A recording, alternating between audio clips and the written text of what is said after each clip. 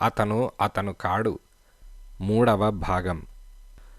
Tour మీద వెళ్ళిన తర్వాత మీ వారు మీకు ఉత్తరం రాయలేదా అని యుగంధర్ అడిగాడు.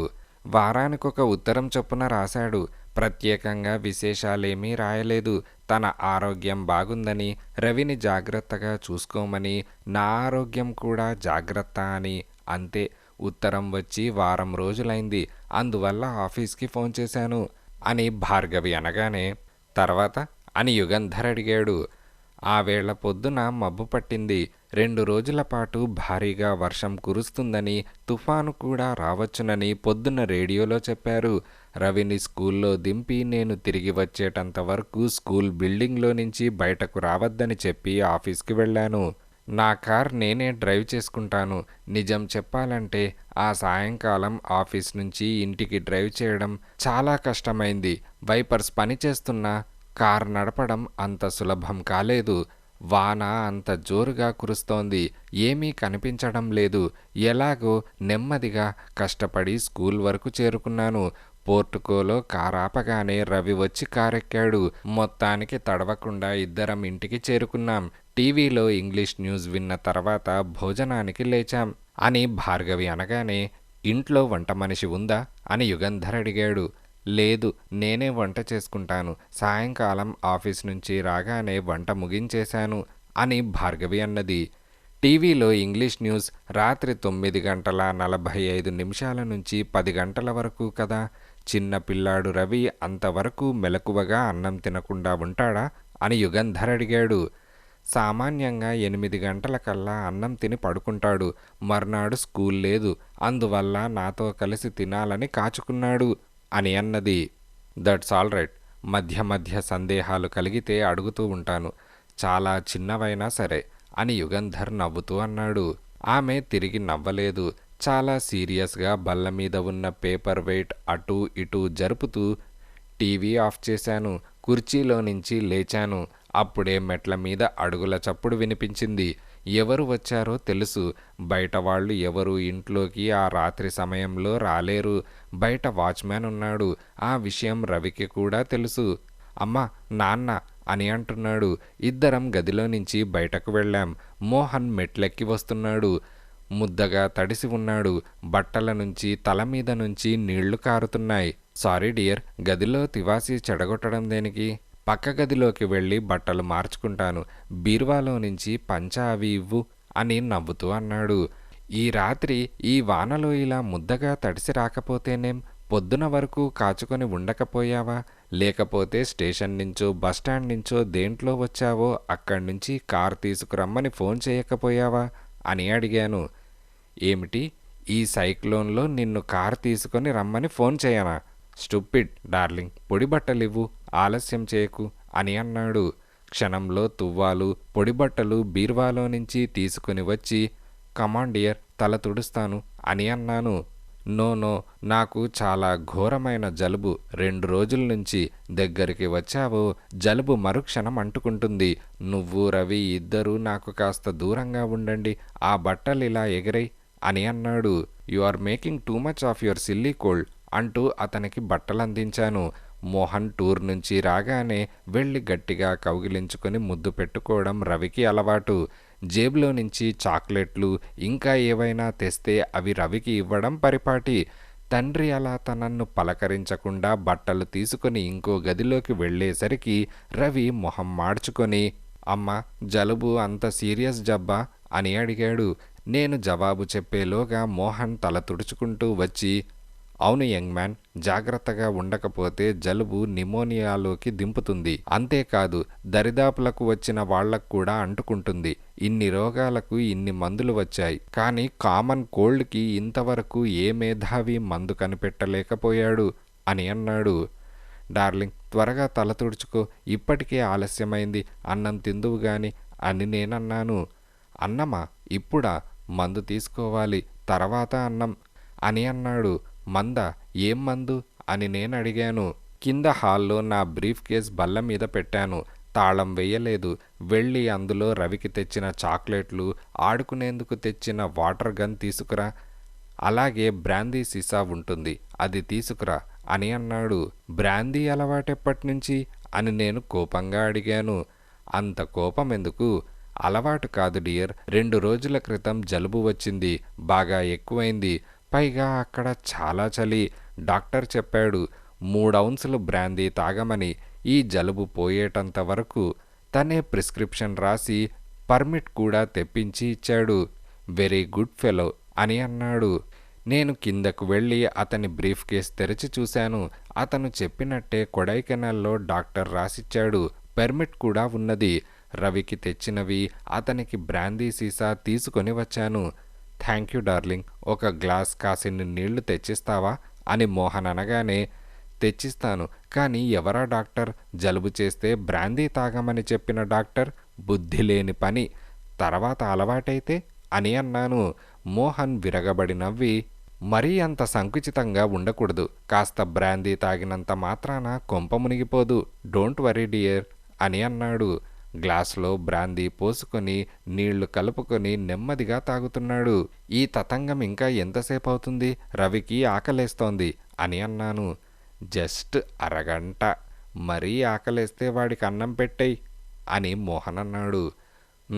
నేను నాన్నతోనే తింటాను అని రవి అన్నాడు. భోజనానికి కూర్చునేటప్పటికి దాదాపు 11 గంటలైంది. అన్నం తిన్నాడో లేదో రవి వెళ్ళి పడుకున్నాడు. రవికి వేరే మంచమున్నది, కానీ ముగ్గురికి కలిసి పడక గది ఒక్కటే. నేను మోహన్ డబల్ బెడ్ మీద పడుకుంటాం. మోహన్ సిగరెట్ తాగుతున్నాడు. అంత జలుబు చేస్తే టూర్ మానేసి వెనక్కి వచ్చేయకపోయావా అని అడిగాను. ఎలా రాను? పని పూర్తి కాలేదు. పూర్తి చేస్తే మళ్ళీ టూర్కి వెళ్ళవలసిన అవసరం ఉండదు అని ఆవలిస్తూ అన్నాడు. సారీ డియర్, బాగా అలసిపోయినట్లున్నావు. ఇంతకీ ఎందులో వచ్చావు అని నేను అడిగాను. బస్లో అని సిగరెట్ ఆస్ట్రేలో పడేస్తూ అన్నాడు. అయితే మరీ టైర్డ్ అయి ఉంటావు, రా పడుకుందాం అని నేనన్నాను. ఎక్కడికి రాను? బెడ్రూమ్లోకా? మనిద్దరం ఒక పక్క మీదనా? డార్లింగ్, నీకు మతిపోయిందా అని నేనేదో అవినీతికరమైన కోరిక కోరినట్టు అడిగాడు మోహన్. అభ్యంతరమేమిటి అని నేను నిలబడే అడిగాను. చెప్పానుగా డార్లింగ్, హెవీ కోల్డ్. దగ్గరికి వచ్చావో నీకు తప్పకుండా అంటుకుంటుంది. వారం రోజులు బాధపడతావు. పైగా నీకు జలుబు చేస్తే ఓ పట్టాన పోదు. ఈ జలుబు తగ్గేటంత వరకు నేనిక్కడ సోఫా కమ్ బెడ్ మీద పడుకుంటాను. ఒక 2 దిళ్ళు దుప్పటి తెచ్చివ్వు అని మోహన్ అనగానే, మోహన్, కాస్త జలుబు చేస్తే మసూచికం వచ్చినంత గొడవ చేస్తున్నావు. మెడికల్ రిప్రజెంటేటివ్ ఉద్యోగం కాదు, కానీ నీకు చాదస్తం ఎక్కువైంది అని నేను కాస్త విసుగ్గా అన్నాను. భార్గవి, నిజంగా నాకు మసూచికం వస్తే నువ్వు నా దగ్గరికి రావా అని అతను దీనంగా అన్నాడు. చాచా, అలా అనలేదు. జలుబొచ్చినందుకు ఇంత హంగామా ఎందుకు? రా పడుకుందాం. అసలే 1 రోజులైపోయింది నువ్వు లేక అని నేనన్నాను. అవును, కానీ వెధవ జలుబు అని అన్నాడు. ఇక అతనితో వాదించి ప్రయోజనం లేదు. 2 దిళ్ళు, 2 దుప్పట్లు, ఒక బ్లాంకెట్ తెచ్చిచ్చి గుడ్ నైట్ అని నేను పడక గదిలోకి వెళ్ళి రవి పక్కన పడుకున్నాను. 4 రోజుల తర్వాత అతనికి జలుబు తగ్గింది. నేను ఆఫీస్కి వెళ్తూ, ఆర్ యూ ఆల్ రైట్ అని నవ్వుతూ అడిగాను. జలుబు తగ్గింది, కానీ ఒంట్లో బాగాలేదు అని అన్నాడు. ఏం అని అడిగాను. వీపులో పోటు, అప్పుడప్పుడు చెస్ట్లో కూడా వస్తోంది అని అన్నాడు. నీకు బ్లడ్ ప్రెషర్ లేదు, ఎందుకు కంగారు పడతావు? బహుశా మస్కులర్ పెయిన్ అయి ఉంటుంది అని నేనన్నాను. నేను అదే అనుకుంటున్నాను. సాయంకాలం డాక్టర్ దగ్గరకు వెళ్ళాలి. ఒకసారి పరీక్ష చేయించుకుంటే మంచిది అని అన్నాడు. సాయంకాలం వరకు ఎందుకు? ఇప్పుడే వెళ్ళు. ఈరోజు నువ్వు ఆఫీస్కి వెళ్ళొద్దు అని నేను అనగానే, సాయంకాలం లోపున ఏమీ మునిగిపోదు. నువ్వు ఆఫీస్ నుంచి వచ్చాక వెళ్దాం అని అన్నాడు. సాయంకాలం నేను ఆఫీస్ నుంచి వచ్చేటప్పటికి అతనే వెళ్ళి రవిని స్కూటర్ మీద ఇంటికి తీసుకొచ్చేశాడు. అసలే ఒంట్లో బాగాలేదని స్కూటర్ ఎందుకు తోలావు అని నేను కాస్త కోపం నటిస్తూ అడిగాను. చిన్నపిల్లాడి మళ్ళీ నవ్వి, డాక్టర్ దగ్గరకు వెళ్దామా అని అడిగాడు. పద అని అన్నాను. తీరా బయలుదేరాక మా ఫ్యామిలీ డాక్టర్ వద్దకు వద్దని స్పెషలిస్ట్ వద్దకు వెళ్దామని అన్నాడు. ఎవరా స్పెషలిస్ట్ అని అడిగాను. Doctor Nataraj, cardiologist. ఫోన్ చేసి అపాయింట్మెంట్ తీసుకున్నాను అని అన్నాడు. Doctor Nataraj consulting room Poonamallee high road మీద. మేం వెళ్ళగానే లోపలకు రమ్మన్నాడు. మోహన్కి బాగా పరిచయం ఉన్నట్లు చనువుగా పలకరించాడు. అందులో ఆశ్చర్యమేముంది? మెడికల్ రిప్రజెంటేటివ్లకు డాక్టర్లు పరిచయం ఉండడం సహజమే. మోహన్ తన కంప్లైంట్ చెప్పాడు. డాక్టర్ ముందు స్టెథోస్కోప్తో అతని ఛాతీ అవి పరీక్ష చేసి తర్వాత బ్లడ్ ప్రెషర్ చూసి ఆ తర్వాత అప్పుడే ఈసీజీ తీశాడు. హార్ట్ కండిషన్ నాకు తృప్తికరంగా లేదు. ఎందుకైనా మంచిది ఎక్స్రే కూడా తీయించండి. పక్కనే ఉన్నది ఎక్స్రే ఇన్స్టిట్యూట్. వెళ్ళి తీయించుకురండి. తర్వాత నేను వెళ్ళి వెట్ ప్రింట్ చూసి వస్తాను అని అన్నాడు. అరగంట తర్వాత డాక్టర్ ఎక్స్రే చూసి తిరిగి వచ్చి, సారీ మిస్టర్ మోహన్, మీకే తెలియదు. ఎప్పుడో ఈ మధ్య మీకు మయోకార్డియాక్ ఇన్ఫెక్షన్ జరిగింది. గుండె కూడా కాస్త ఎన్లార్జ్ అయింది. కొంతకాలం విశ్రాంతి తీసుకోవాలి. నేనిచ్చే మందులు మర్చిపోకుండా వాడాలి. కంగారు పడవలసిన అవసరం లేదు. You are young. వయస్సు మీ వైపున్నది. ఇది వయస్సు ముదిరిన వారికి వస్తే పరిస్థితి ప్రమాదమని చెప్పేవాణ్ణి అని డాక్టర్ అన్నాడు. విశ్రాంతి అంటే పూర్తిగా పక్క మీదే ఉండాలా అని మోహన్ అడిగాడు. నో, అలా పక్క మీద ఉండకూడదు. అది పాత పద్ధతి. కొంత ఎక్సర్సైజ్ ఉండాలి. తిరగడం, బరువులు మొయ్యడం లాంటి పని లేకపోతే ఆఫీస్కి కూడా వెళ్ళవచ్చు. కానీ 1 నెల రోజులు సెలవు పెట్టడం మంచిది. భోజనంలో నూనె పదార్థాలు, సులభంగా జీర్ణం కానివి మానేయండి. మీకు అలవాటుంటే రోజు రాత్రి 3-4 ఔన్సుల బ్రాందీ తీసుకోండి అని డాక్టర్ అన్నాడు. ఇంకేమైనా ఇన్స్ట్రక్షన్స్ అని మోహన్ అడిగాడు. డాక్టర్ ప్రిస్క్రిప్షన్ రాస్తూ, అఫ్కోర్స్ మీరిద్దరూ చదువుకున్నవారు. అందులో Mr Mohan you are a medical representative. దాదాపు సగం డాక్టర్ అన్నమాట. అది పూర్తిగా మానేయాలి. ఆరోగ్యం చేకూరేటంత వరకు, అంటే నేను మళ్ళీ చెప్పేటంత వరకు అని అన్నాడు. అది అంటే అని మోహన్ అడిగాడు. నాకు ఆ విషయం అర్థమైంది. నా మొహం ఎర్రనైందనుకుంటాను. అందుకే డాక్టర్, మీకు అర్థం కాలేదా? మీ ఆవిడకు అర్థమైందనుకుంటాను.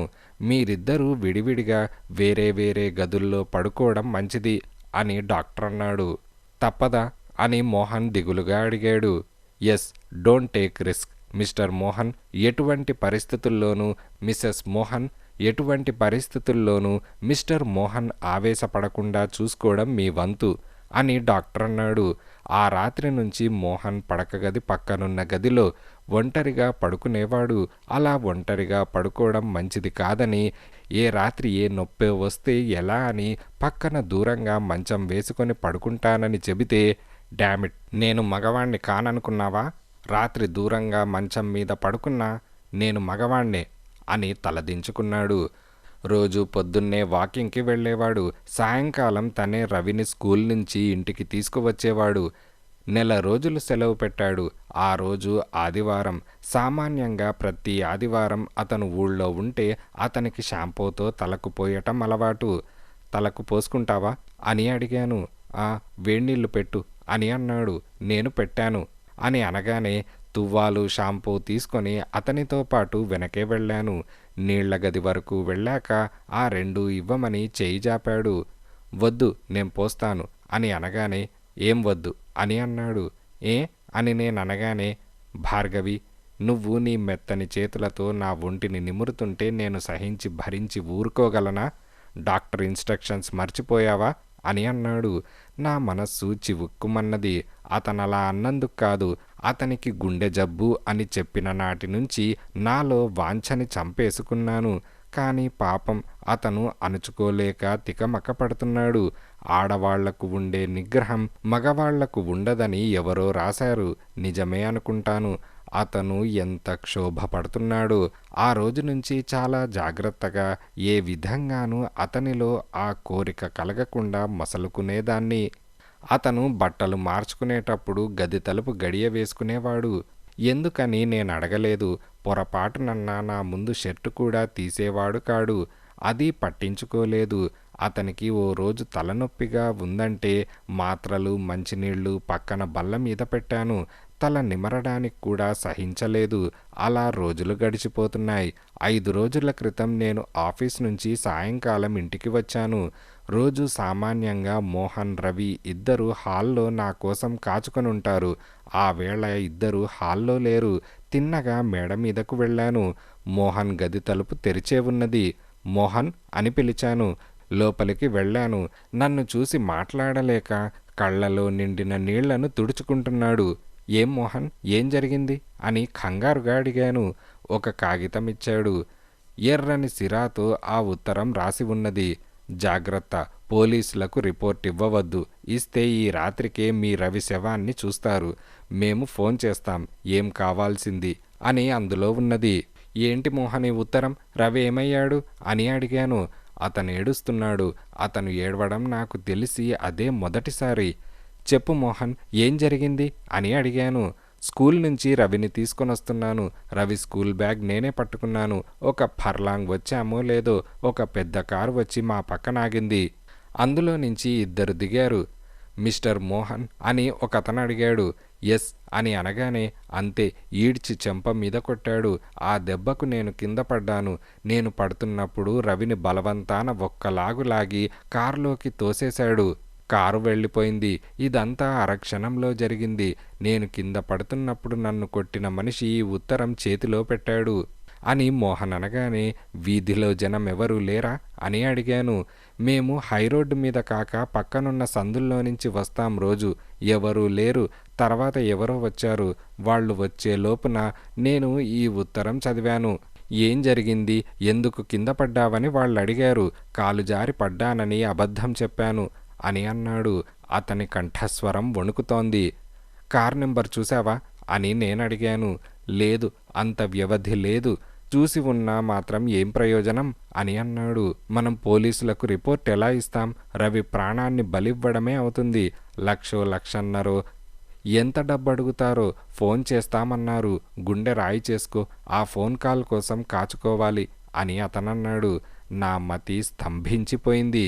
ఏం చేయాలో తోచలేదు. ఆ గూండాలకు లొంగకూడదని వెంటనే పోలీస్ కంప్లైంట్ ఇవ్వాలని నేను మోహన్తో అన్నాను. అది వివేకమైన పని కాదని, అలా కిడ్నాప్ చేసేవాళ్ళు పోలీస్ కంప్లైంట్ ఇస్తే తప్పకుండా రవిని చంపేస్తారని నచ్చచెప్పాడు. అతను చెప్పిన విషయంలోనూ నిజమున్నది. సరే, టెలిఫోన్ వంక చూస్తూ కూర్చున్నాను. మోహన్ వంటింట్లోకి వెళ్ళి కాఫీ చేసి తెచ్చిచ్చాడు. ఏంటి డియర్, నేను చెయ్యనా అని అన్నాను. నువ్వు చెయ్యవని కాదు అని నాకెదురుగా కూర్చున్నాడు. ఇద్దరం కాఫీ తాగుతూ గడియారం చూస్తున్నాం. సరిగ్గా 8 గంటలకు ఫోన్ మోగింది. మోహన్ రిసీవర్ తీశాడు. క్షణం తర్వాత నన్ను రమ్మని సైగ చేసి, నీతో మాట్లాడాలట వాళ్లే అని రహస్యంగా అన్నాడు. హలో అని అనగానే, హలో, డాక్టర్ భార్గవి గారా? మీ అబ్బాయి రవి మాట్లాడతాడు, వింటారా అని వాళ్ళు నా సమాధానం కోసం కాచుకోలేదు. అమ్మా, నేను రవిని, నన్ను వీళ్ళు. అంతే, మళ్ళీ రవి మాటలు వినిపించలేదు. మీ అబ్బాయి రవి మా దగ్గర క్షేమంగా ఉన్నాడని తెలిసిందా అని అడిగాడు. ఎంత డబ్బు కావాలి అని అడిగాను. డబ్బా? డబ్బైతే మీకే ఇస్తాం, మాకు కావాల్సింది డబ్బు కాదు అని అన్నాడు. మరేం కావాలి అని నేను అడిగాను. బొంబాయి నుంచి శుద్ధి చేయడానికి యురేనియం మీ డిపార్ట్మెంట్కి తెస్తున్నారు. ఎప్పుడు ఎలా వస్తోంది ఆ వివరాలు కావాలి. ఆ వివరాలు మీరు చెప్పిన అరగంట కల్లా రవిని మీ ఇంట్లో సురక్షితంగా దింపుతాం. చెప్పకపోతే రవి శవాన్ని మీకు అందజేస్తాం అని అన్నాడు. ఆ వివరాలు నాకు తెలియవు అని అన్నాను. ఇప్పటికింకా తెలియదేమో, బహుశా ఇంకో 2-3 రోజుల్లో తెలుస్తాయి. అంతవరకు రవిని చాలా జాగ్రత్తగా గారాబంగా చూసుకుంటాం. 2-3 రోజుల్లో తెలియకపోతే తెలుసుకునేందుకు ప్రయత్నించి మాకు కావాల్సిన వివరాలు తెలుసుకొని చెప్పవలసిన బాధ్యత మీది.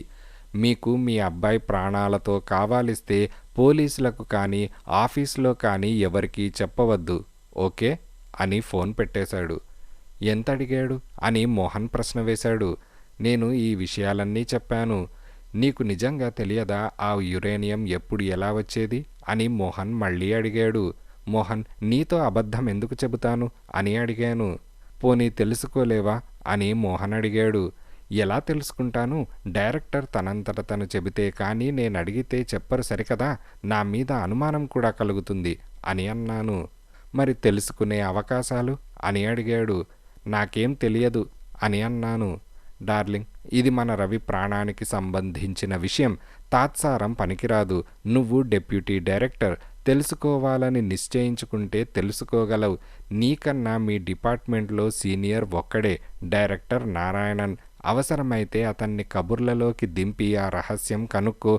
ఎంత త్వరగా మనం ఆ రహస్యం వాళ్లకు చెబితే అంత త్వరగా మన రవి మనకు దక్కుతాడు అని అన్నాడు. ఇదిలా ఉండగా మర్నాడు రాత్రి సరిగ్గా 8 గంటలకు మళ్ళీ అతను ఫోన్ చేశాడు. నాకింకా తెలియదన్నాను. తెలుసుకొని చెప్పమన్నాడు. మోహన్, నేనా రహస్యం తెలుసుకొని వాళ్లకు చెప్పినా రవిని మనకు క్షేమంగా ఒప్పగిస్తారని నిశ్చయమేమిటి అని అడిగాను. ముందు నువ్వా రహస్యం తెలుసుకో. ఆ యురేనియం ఎప్పుడు, ఎలా, ఎవరు తీసుకొని వస్తున్నారో? ప్లేన్లో వస్తుందా? స్పెషల్ చార్టర్డ్ ప్లేనా? ఎవరు తీసుకొని వస్తున్నారు? ఏమిటి కట్టుదిట్టాలు? నాకు చెప్పు. తర్వాత వాళ్లతో బేరమాడదాం. రవిని మనకు ఒప్పజెబితే కానీ రహస్యాలు చెప్పనని చెప్పడం, రవిని తీసుకురావడం నా వంతు అని మోహన్ అన్నాడు. వాళ్ళు ఇన్ని వివరాలు అడగలేదే అని నేను అయోమయంగా అన్నాను. ఇప్పుడు అడగలేదు, తర్వాత అడుగుతారు. అందుకనే ముందే తెలుసుకోమన్నాను అని మోహన్ అనగానే, నాకేదో భయంగా ఉన్నది అని నేను అనగానే, భయమేం లేదు, నేను చెప్పినట్లు చేయి. రవిని సురక్షితంగా ఇంటికి తీసుకువచ్చే బాధ్యత నాది అని మోహన్ అన్నాడు. రవేమయ్యాడు అని నౌకర్లు, స్కూల్లో వాళ్ళు అడగలేదా అని యుగంధర్ అడిగారు. రవిని వాళ్ల తాతగారికి జబ్బుగా ఉంటే ఊరికి పంపించామని అబద్ధం చెప్పాం అని భార్గవి అన్నది. యుగంధర్ చేతి గడియారం చూసుకున్నాడు. చాలాసేపైంది. మీరు నేను భోజనం కూడా చేయలేదు. భోజనం చేస్తూ మిగతా వివరాలు చెప్పండి అని బెల్ నొక్కాడు. ఒక కానిస్టేబుల్ రాగానే భోజనాలు ఏర్పాటు చేయమని యుగంధర్ చెప్పాడు. రెడీ సార్ అని కానిస్టేబుల్ అన్నాడు. పదండి, అవతల గదిలో భోజనాలు ఏర్పాటు చేశారు అని యుగంధర్ అన్నాడు. నాకు ఆకలి వేయడం లేదు అని భార్గవి అన్నది. అవును, ఆకలి వెయ్యదు. మానసిక క్షోభ ఆకలిని చంపేస్తుంది. కానీ తిండి తినకుండా నీరసించి మీరు సాధించేది ఏమీ లేదు. రండి అని యుగంధర్ అన్నాడు. యుగంధర్, భార్గవి పక్కనున్న ఇంకో గదిలోకి వెళ్లారు. బల్ల మీద 2 కంచాలు, విడివిడిగా టిఫిన్ క్యారియర్ గిన్నెలు ఉన్నాయి. మనమే వడ్డించుకోవాలి, ఎవరినీ లోపలికి రావద్దన్నాను అని తనే అన్నం 2 కంచాలలో వడ్డించాడు. భార్గవి కూడా కూర, కూటు వడ్డించింది. తర్వాత చెప్పండి అని యుగంధర్ అన్నాడు. భార్గవి గొంతు సవరించుకున్నది. అలా వాళ్ళు రోజు ఫోన్ చేస్తూనే ఉన్నారు. నాకింకా ఏమీ తెలియదని చెబుతూనే ఉన్నాను. ఇలా ఇంకా 2 రోజులు గడిచాయి అని ఆగిపోయింది. చెప్పండి అని యుగంధర్ అన్నాడు. తర్వాత చెప్పడం నిజంగానే అఫీషియల్ సీక్రెట్ బయట పెట్టడం అవుతుంది. క్షమించాలి అని భార్గవి అన్నది. యుగంధర్ నవ్వి ఎడం చెయ్యి కోటు జేబులోకి పోనిచ్చి ఒక కార్డు తీసి భార్గవికిచ్చాడు. ఏ ప్రభుత్వ ఉద్యోగి ఏ విషయం డిటెక్టివ్ యుగంధర్కి చెప్పినా అది అఫీషియల్ సీక్రెట్ యాక్ట్ ఉల్లంఘించినట్టు కాదు. హోమ్ మినిస్టర్ సంతకం, ముద్ర ఉన్నాయి. భార్గవి ఆ కార్డు చూసి, ఎక్స్క్యూజ్ మీ, మీకు అధికార వర్గాలలో అంత పరపతి ఉన్నదని నాకు తెలియదు, సారీ అని అన్నది. పరపతి కాదు, అవసరం. ఇప్పుడిక ధైర్యంగా చెబుతారా అని అడిగాడు. చెబుతాను. నిన్న డైరెక్టర్ నారాయణన్ నన్ను తన గదికి రమ్మని పిలిపించి, ఇక 6 రోజుల్లో తారావూర్ నుంచి యురేనియం వస్తుందని, దాన్ని శుద్ధి చేసే ఏర్పాట్లు చేయమని చెప్పారు. అప్పటి వరకు నాకు తెలియదు. డైరెక్టర్ నారాయణన్ ఆ విషయం చెప్పగానే తుఫాన్లో ఇరుక్కున్నట్లయింది. ఈ రహస్యం వాళ్లకు చెప్పి నా రవి ప్రాణం కాపాడుకోవడమా, లేక దేశక్షేమం కోసం రహస్యం చెప్పకుండా ఉండి రవి ప్రాణాన్ని బలివ్వడమా? ఏదీ నిర్ణయించుకోలేకపోయాను. మీ పేరు జ్ఞాపకం వచ్చింది. మీరు సహాయం చేయగలరని, నన్ను, నా రవిని రక్షిస్తారని ఆశతో మీకు ఫోన్ చేశాను అని భార్గవి అన్నది. యుగంధర్ 5 నిమిషాల పాటు మౌనంగా ఉండిపోయాడు. ఏం ఆలోచిస్తున్నారు అని భార్గవి అడిగింది. మీరు నాకు ఫోన్ చేసిన విషయం వాళ్లకు తెలిసిపోయింది. కానీ డైరెక్టర్ నారాయణన్ యురేనియం 6 రోజుల్లో వస్తుందని మీతో చెప్పిన విషయం వాళ్లకెందుకు తెలియలేదు? అది ఆలోచిస్తున్నాను. మీ గదిలో ఉండగా మీ దగ్గర ఉన్న వస్తువు, డైరెక్టర్ గదిలోకి వెళ్ళినప్పుడు మీ దగ్గర లేని వస్తువు ఏదో జ్ఞాపకం చేసుకొని చెప్పగలరా అని అడిగాడు. నా హ్యాండ్ బ్యాగ్ అని భార్గవి వెంటనే అన్నది. అలాగా, నేను వెళ్ళి మీ హ్యాండ్ బ్యాగ్ పరీక్ష చేసి వస్తాను అని యుగంధర్ అవతల గదిలోకి వెళ్ళిపోయాడు. యుగంధర్ సహాయం చేయగలడా? ఇంకా తను అసలు విషయం చెప్పనే లేదు. అది చెప్పిన తర్వాత ఏమంటారు అని ఆలోచిస్తోంది. Yes, you are correct. మీ హ్యాండ్ బ్యాగ్ క్లిప్కి చిన్న ట్రాన్స్మిటర్ ఏర్పాటు చేశారు. ఆ హ్యాండ్ బ్యాగ్ మీ దగ్గర 10 గజాల దూరంలో ఉన్నంతసేపు మీరు ఎవరితో ఏం మాట్లాడినా వాళ్లకు తెలుస్తుంది. మీ అదృష్టం, డైరెక్టర్ గదిలోకి వెళ్ళినప్పుడు హ్యాండ్ బ్యాగ్ తీసుకొని వెళ్ళలేదు. That's all right. ఇంకో సందేహం. నిన్న రాత్రి నన్ను రమ్మని తోవలో కారాప్తానని చెప్పి ఆపకుండా ఎందుకు వెళ్ళిపోయారు అని యుగంధర్ అడిగాడు. ఆఫీస్ గేట్ దాటగానే మోహన్ ఎదురయ్యాడు. వాళ్ళు మళ్ళీ ఫోన్ చేశారని, ఎలాగైనా రహస్యం తెలుసుకోమని, రవిని రక్షించాలని అన్నాడు. మోహన్ నా పక్కన ఉండగా కారాపడం, మీతో మాట్లాడడం ఇష్టం లేక, అంటే అది వివేకమైన పని కాదని ఆపలేదు. ఆ విషయం మీరు గ్రహించాలని నా జేబు రుమాల్ కింద పడేశాను అని ఆమె అన్నది. యుగంధర్ సిగరెట్ వెలిగించి, భార్గవి గారు, మోహన్ మీరు ప్రేమించుకొని పెళ్లి చేసుకున్నారు. చాలా ఆనందంగా సుఖంగా దాంపత్యం సాగిస్తున్నారు. మీ మధ్య ఎటువంటి మనస్పర్ధలు లేవు. అలాంటప్పుడు నాతో సంప్రదించడం మీ భర్తకు తెలియకూడదని, వివేకం కాదని మీరు ఎందుకు నిర్ణయించుకున్నారు అని యుగంధర్ అడిగాడు. భార్గవి చాలా ఇబ్బందిగా అటూ ఇటూ చూసింది. ఈ మోహన్ నా మోహన్ కాదని, నా భర్త కాడని, అతను కాడని అనుమానం వల్ల అని నెమ్మదిగా అన్నది. వాట్? మీ భర్త అయింది కాంది తెలుసుకోలేకపోయారా? దాదాపు 10 ఏళ్లు కాపురం చేసిన తర్వాత భర్తను గుర్తుపట్టలేని స్త్రీ ఉంటుందా అని ఆశ్చర్యంతో అడిగాడు. ప్రారంభంలో నాకు అటువంటి అనుమానం కలగలేదు. డాక్టర్ నటరాజ్ మా ఇద్దరికీ శరీర సంబంధం ఉండకూడదని చెప్పిన తర్వాత కూడా నాకు అనుమానం కలగలేదు. అనుమానం కలగడానికి అతని ముఖంలో, మాటల్లో, ఉచ్చారణలో, కదలికలో, మాటల ధోరణిలో నా మోహన్కి ఇతనికి ఎటువంటి వ్యత్యాసమూ లేదు. కానీ అతను టూర్ నుంచి వచ్చినప్పటి నుంచి తనన్ని ఆఖరికి చిటికెన వేలు కూడా ముట్టుకోవడానికి వీల్లేకుండా చేశాడు. ప్లాస్టిక్ సర్జరీతో మొహం మోహన్లా తయారు చేసుకోవచ్చు, అతనిలా నటించవచ్చు. కానీ పడక గదిలో పెదవులు కలిసినప్పుడు, శరీరాలు అతుక్కున్నప్పుడు ఆ మగవాడు తన భర్త అయింది కానిది తెలిసిపోతుంది. అటువంటి పరిస్థితి రాకుండా జలుబని, గుండె జబ్బని అతను ఏదో ఒక వంకన పడక గదిలోకి నా దగ్గరకు రావడానికి జంకాడు అని భార్గవి అన్నది. అతను మీ దగ్గరకు రాకుండా ఉండడానికి సమంజసమైన, సమర్థనీయమైన కారణాలు ఉన్నాయిగా అని యుగంధర్ అడిగాడు. అదొక్కటే కాదు, రవిని వాళ్ళెవరో ఎత్తుకుపోయిన నాటి నుంచి అతను ప్రదర్శిస్తున్న ఆందోళన, దుఃఖం నిజం కావని అనిపిస్తోంది. అదంతా నటన అని అనిపించింది. అంతేకాదు, మోహన్ మీద ఎడం వైపు ఒక పెద్ద పుట్టుమచ్చ ఉన్నది. ఆ పుట్టుమచ్చ ఉన్నదో లేదో నేను చూస్తాననే అతను తన షర్టు కూడా నా ముందు తీయకుండా జాగ్రత్త పడ్డాడు అని భార్గవి అన్నది. అంతేనా? మీ అనుమానాలకు ఇంకా కారణాలేమైనా ఉన్నాయా అని యుగంధర్ అడిగాడు. నిజానికి నాకతని మీద అనుమానం మొదటిసారి కలిగింది రవిని వాళ్ళెత్తుకుపోయిన రోజున.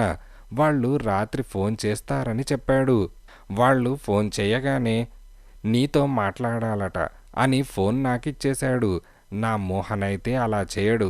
తనే వాళ్లతో మాట్లాడేవాడు. తనకు చెబితే కానీ నాకు ఫోన్ ఇవ్వనని చెప్పేవాడు.